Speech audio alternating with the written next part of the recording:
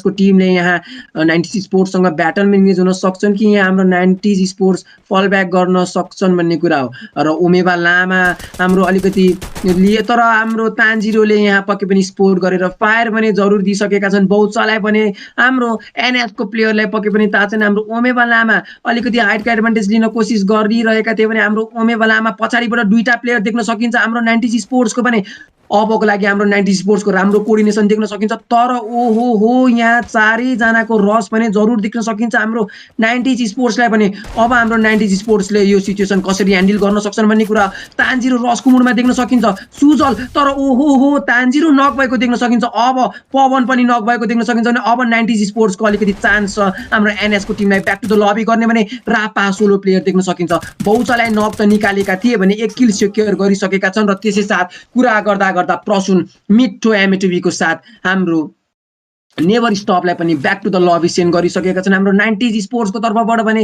हाम्रो उमेबा लामा 4 किल देख्न सकिन्छ। बाउचा 3 किल देख्न सकिन्छ हाम्रो टिमको र हाम्रो डिबी को टिम सोलम्यान स्ट्यान्डिङमा परिवर्तन